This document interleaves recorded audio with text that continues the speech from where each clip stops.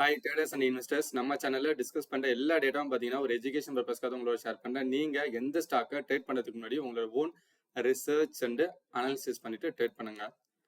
Okay, அதனால கொஞ்ச நாளா வந்து வீடியோ போடல. என்ன ரீசன் சொல்லி பார்த்தீங்க அப்படின்னா வந்து ஆடியோ குவாலிட்டி சரியில்லைன்னு சொன்னீங்க. அதனால அந்த மைக் வரட்டும், வந்ததுக்கு அப்புறமா வீடியோ போடலான்னு சொல்லி வெயிட் பண்ணேன். மைக் வந்துருச்சு. இந்த வீடியோ பார்த்துட்டு ஆடியோ குவாலிட்டி எப்படி இருக்குன்னு சொல்லுங்க. ஓகே, நம்ம ஃபர்தரா வீடியோக்குள்ள வந்து போயிடலாம். இன்னைக்கு வந்து பார்த்தீங்கன்னா கொஞ்சம் ஸ்டாக்ஸ் வந்து நான் எடுத்து வச்சிருக்கேன். அது வந்து நம்ம ஆல்ரெடி டிஸ்கஷன் பண்ண ஸ்டாக்கு இன்னைக்கு எந்த ரேஞ்சில் இருக்கு அப்படிங்கிற மாதிரி வந்து நம்ம பார்த்துடலாம். அதில் நம்பர் 1 ஸ்டாக் என்னன்னு சொல்லி பார்த்தீங்கன்னா HDFC பேங்க்.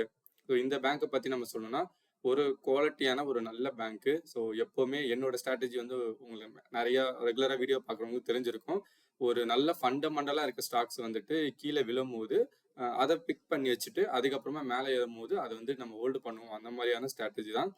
அதுவும் வந்து பார்த்தீங்கன்னா அது கீழே விழும்போது வந்துட்டு அது விழுறதுக்கான ரீசன் வந்துட்டு ரொம்ப வந்துட்டு ஒரு பெரிய இம்பாக்ட் கிரியேட் பண்ணாத அளவுக்கான ஒரு ரீசனாக இருக்கணும். அந்த மாதிரி டைம்ல நம்ம பிக் பண்ணி எடுத்துட்டோம் அப்படின்னா கண்டிப்பா நமக்கு வந்து மிகப்பெரிய லாபம் அப்படின்னு கிடைக்கும். அந்த மாதிரி நம்ம எடுத்த ஒரு ஸ்டாக் தான் வந்து HDFC பேங்க். இந்த பேங்க் வந்து பார்த்தீங்கன்னா மெர்ஜர் அப்படின்னு அனௌன்ஸ் பண்ணதுக்கு அப்புறமா இறங்க ஆரம்பிச்சிச்சு. அப்புறமா நம்ம டிஸ்கஷன் நிறைய வாட்டி பண்ண ஒவ்வொரு வாட்டியும் ஒரு டிப்ல இறங்கும் போதும் நம்ம வந்து இந்த ஸ்டாக் வந்து கொஞ்சம் கன்சிடர் பண்ணலாம்னு சொல்லிட்டு. ஏன்னா நீங்க பாத்தீங்கன்னா இந்த மாதிரி குவாலிட்டியான ஸ்டாக்ஸ்லாம் மற்றவங்கலாம் வாங்குறதுக்கு பயப்படும் போது நம்ம வாங்கி வச்சுட்டோம் அப்படின்னா அதுக்கப்புறம் மிகப்பெரிய ரிட்டர்ன் கிடைக்கும். அதுக்கப்புறம் ரேலி ஆகும்போது எல்லாரும் வந்து வாங்க ஆரம்பிப்பாங்க. அந்த மாதிரி வந்துட்டு இது இறங்கிச்சு 1450 சம்திங் இது வரையும் கூட இறங்கிச்சு. நம்ம ஆவரேஜா வந்துட்டு 1500 அப்படின்னு இந்த பிரைஸ் வச்சிருந்தா கூட நீங்க பாருங்க. அதுக்கப்புறமா மிகப்பெரிய ரேலிங்கிறது கொடுக்க ஆரம்பிச்ச அந்த ஸ்டாக்கு மிகப்பெரிய ரேலி கொடுத்து இப்போ வந்து பாத்தீங்கன்னா ஒரு ஒரு 15% கிட்ட நமக்கு ரிட்டர்ன் அப்படிங்கறதே வந்து கொடுத்துருக்கு.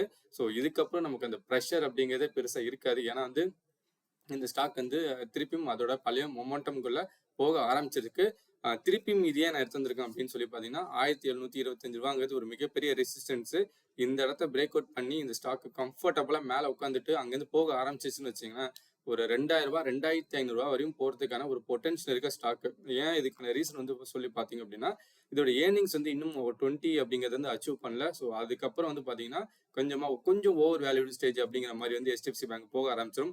அது மட்டும் இல்லாமல் பார்த்தீங்கன்னா இதோட பி ரேஷியோ அப்படிங்கிறது இதுவரை 2 வாட்டி மட்டும்தான் அதோட மீடியன் பிஏ தாண்டி கீழே விழுந்திருக்கு. ஒரு வாட்டி வந்து பார்த்தீங்கன்னா கோவிட் டைம்ல வந்து கீழே விழுந்தது. அதுக்கப்புறம் பார்த்தீங்கன்னா இப்போ இந்த மெர்ஜர் அனௌன்ஸ்மெண்ட் பண்ணதுக்கு அப்புறம் மட்டும் தான் விழுந்திருக்கு. மிச்சம் எல்லா டைமும் பார்த்தீங்கன்னா அவங்களோட ஏர்னிங்ஸை தாண்டி தான் வந்து மார்க்கெட்டோட ப்ரைஸ் அப்படிங்கிறது மேலே போயிட்டே இருந்திருக்கு. ஸோ இந்த வகையில் பார்க்கும்போது இப்போதைக்கு ஏர்னிங்ஸ் அப்படிங்கிறது பயங்கரமா இருக்கு. ஆனால் அதுக்கான மார்க்கெட் வேல்யூ அப்படிங்கிறது இன்னும் HDFC பேங்குக்கு வந்து பெருசாக கிடைக்கல. இந்த மாதிரி டைம்ல நம்ம பிக் பண்ணிட்டோம் அப்படின்னா அப்கமிங் டேஸ்ல வந்துட்டு ஒரு மிகப்பெரிய ரிட்டர்ன் கிடைக்கிறதுக்கு லாங் டேர்ம்லையும் ஹோல்ட் பண்றதுக்கு கொஞ்சம் குவாலிட்டியான ஸ்டாக் தான் இந்த HDFC பேங்க்.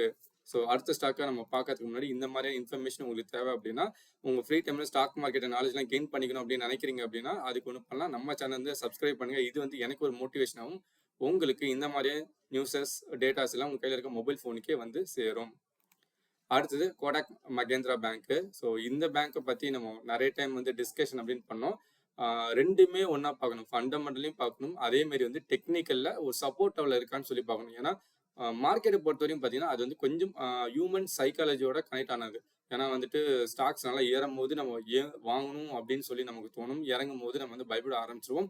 அது ஒரு பர்டிகுலர் ரேஞ்ச் வந்ததுக்கு அப்புறமா இந்த ரெசிஸ்டன்ஸ்ல இதுக்கு மேலே நம்ம வாங்க வேணாம், ஃபண்டமெண்டலாவே வந்துட்டு அது கீழே விழுந்தாலும் அது வாங்க வேணாம் நமக்கு தோணும். அதே மாரி வந்துட்டு நம்ம கரெக்டாக பார்த்து பிக் பண்ணணும்.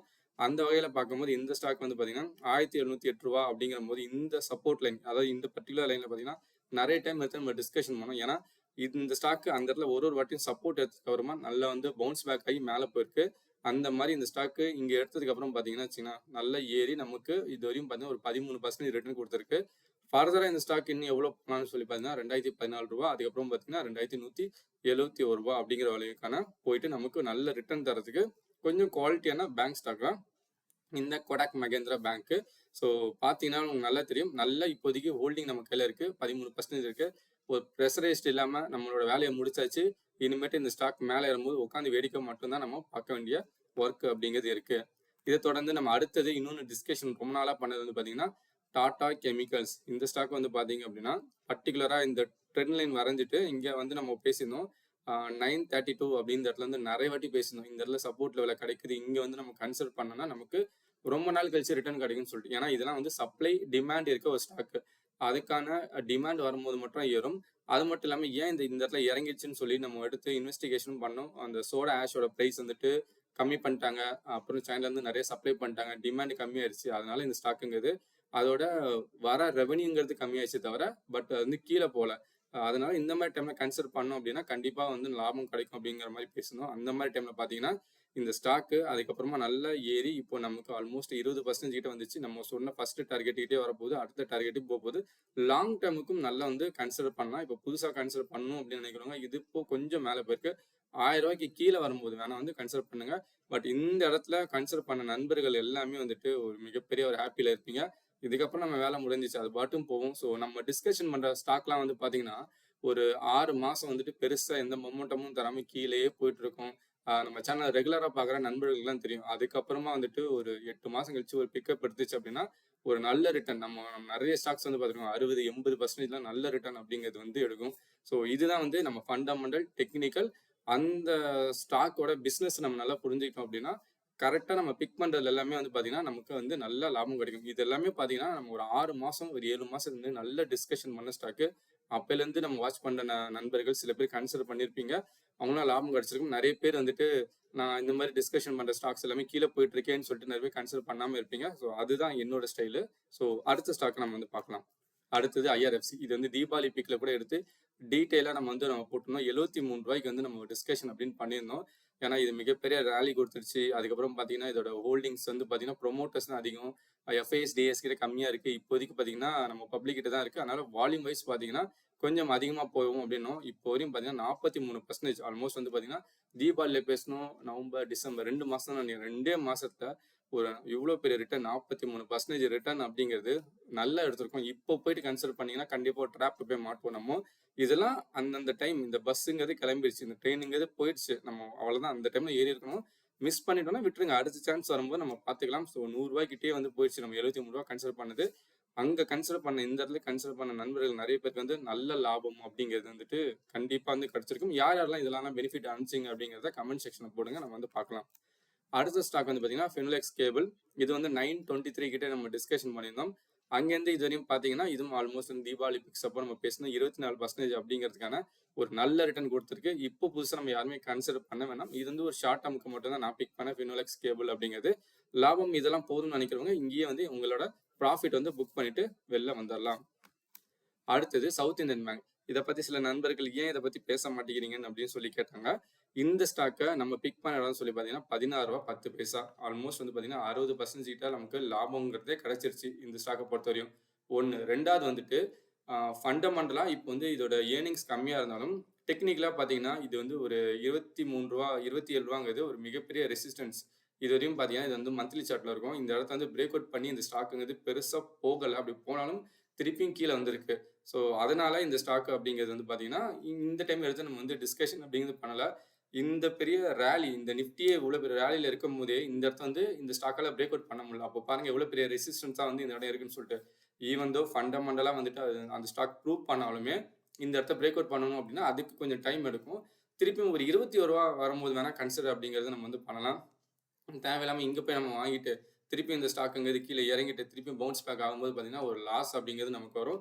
அதனால ஃபண்டமெண்டல் பிளஸ் டெக்னிக்கல் 2ம் ஒண்ணு சேர்ந்தாப்புல நம்ம ஒரு இடத்துல புடிச்சிட்டோம் அப்படின்னா, அந்த ஸ்டாக் அட்டாக் பண்ணிட்டோம் அப்படின்னா, கண்டிப்பா லாபம் அப்படிங்கிறது கிடைக்கும். அதனால தான் வந்து நான் பெருசா இந்த சவுத் இந்தியன் பேங்க் வந்து டிஸ்கஷன் அப்படிங்கிறது பெருசா வந்து பண்றது இல்லை. அடுத்தது கேபிஐ கிரீன்லேருந்து போனஸ் இஷ்யூ அப்படிங்கிறது வந்து இப்போ டிஸ்கஷன் போயிருக்குது. 1:1 அப்படிங்கிறது தரப்போறாங்க அப்படின்னு சொல்லிட்டு இருக்காங்க. நாளைக்கு தான் வந்து பார்த்தீங்கன்னா போர்ட் மீட்டிங் அப்படிங்கிறது நடக்க போகுது. இந்த ஸ்டாக்கை நான் ஏன் பிக் பண்ணியிருக்கேன் அப்படின்னா, ஒண்ணே ஒண்ணு ஒரு ஷார்ட் டேர்ம்ல வந்து ஒரு சின்ன அமௌண்ட் வந்து நம்ம போட்டு எடுக்கலாம் அப்படின்னு ஒரு காரணத்துக்காக எடுத்திருக்கோம். இதுக்கு முன்னாடி வந்து பார்த்தீங்க அப்படின்னா, இந்த இந்த ஸ்டாக்ல வந்து போனஸ் குடுத்தாங்க. அதுக்கப்புறமாவும் பார்த்தீங்கன்னா, இந்த ஸ்டாக் வந்து கொஞ்சம் நல்லா ரேலி ஆகி ஆல்மோஸ்ட் இந்த வருஷத்துலயே பார்த்தீங்கன்னா 180%க்கான ரிட்டர்ன் அப்படிங்கிறது வந்து நல்லா குடுத்தது. இப்ப திருப்பி வந்து போனஸ் அனௌன்ஸ்மென்ட் அப்படிங்கிறது தரப்போறாங்க. நாளைக்கு வந்து மீட்டிங் வந்து நடக்க போகுதுன்னு சொல்லிட்டு சொல்லியிருக்காங்க. மீட்டிங்ல ஆல்மோஸ்ட் வந்து அப்ரூவ் பண்ணிடுவாங்க. அப்ரூவ் பண்ணும் விதத்துல என்ன ஆகும் அப்படின்னா, ஒரு ரெக்கார்ட் டேட்ன்னு குடுப்பாங்க. அந்த ரெக்கார்ட் டேட் வரையும் இந்த ஸ்டாக் வந்து ரேலி ஆகி மேல போகும் அப்படின்னு சொல்லிட்டு நான் எதிர்பார்க்கிறேன். அந்த ரேலி உள்ளார நான் போய் பார்ட்டிசிபேட் பண்ணிட்டு, ஸோ கொஞ்சம் அமௌண்ட் இப்போ ஃபார் எக்ஸாம்பிள் ஒரு 10 ஸ்டாக் வாங்குறேன் அப்படின்னா, ஒரு 8 ஸ்டாக் வச்சுட்டு 2 ஸ்டாக் வந்து மட்டும் போனஸ்க்கு குடுத்துட்டு வந்துடலாம். அப்படிங்கிற மாரி வந்து நான் பார்ட்டிசிபேட் பண்ணலாம் அப்படின்னு சொல்லிட்டு ஒரு முடிவு எடுத்து வச்சிருக்கேன். அது இல்லாம இதோட ஸ்டாப் லாஸும் வந்து வச்சிருக்கேன். ரூ. 1360 அப்படிங்கிறது இதோட ஸ்டாப் லாஸ்ன்னு வச்சுட்டு, இதுல வந்து ஒரு என்ட்ரிங்கிறத எடுத்துட்டு நம்ம வந்து ப்ளே பண்ணலாம் அப்படின்னு சொல்லிட்டு. ஏன்னா, இந்த போனஸ் இஷ்யூன்னு சொன்னதுக்கு அப்புறமாவே பார்த்தீங்கன்னா, 2 நாளாவே இந்த ஸ்டாக்ங்கிறது அப்பர் சர்க்யூட் அடிச்சுட்டு போயிட்டே இருக்கு. அதனால இன்னும் ரெக்கார்ட் டேட்லாம் குடுத்துட்டாங்க அப்படின்னா, இந்த ஸ்டாக்ங்கிறது ராலி ஆகி போகும் அப்படிங்கிறது வந்து நான் நம்புறேன். ஸோ, இதுல வந்து ஒரு பார்ட்டிசிபேட் பண்ணி ஒரு லாபம் அப்படிங்கிறது எடுக்கலாம் அப்படின்னு சொல்லிட்டு ஒரு ஷார்ட் டெர்முக்கு இந்த ஸ்டாக் வந்து நான் கன்சிடர் பண்ணி வச்சிருக்கேன். நீங்க யாராவது இதுல இன்வெஸ்ட்மென்ட் பண்ணணும்னு நினைக்கிறீங்கன்னா, கண்டிப்பா உங்களோட டிசிஷன் எடுத்துட்டு பண்ணுங்க. ஏன்னா வந்து கொஞ்சம் ரிஸ்கியான மெத்தடா தான் நான் யூஸ் பண்ணியிருக்கேன். ஸோ ஜஸ்ட் யாரா நண்பர்களுக்கு வந்து யூஸ் ஆகும் அப்படிங்கிறதுனால நம்ம சேனல்ல வந்து டிஸ்கஷன் அப்படிங்கிறத நான் பண்றேன். ஸோ அவ்வளோதான் நண்பர்களே. இன்னைக்கு நம்ம சேனல்ல வந்த வீடியோ வந்து உங்களுக்கு யூஸ்ஃபுல்லாவும், இன்ஃபர்மேட்டிவாவும் இருக்கும்னு நினைக்கிறேன். அப்படி இருக்கும் பட்சத்துல கண்டிப்பா வந்து லைக் பண்ணுங்க, கமெண்ட் பண்ணுங்க. உங்க ஃப்ரெண்ட்ஸ் அண்ட் ரிலேட்டிவ் வந்து ஷேர் பண்ணுங்க. தேங்க்ஸ் ஃபார் வாட்சிங்.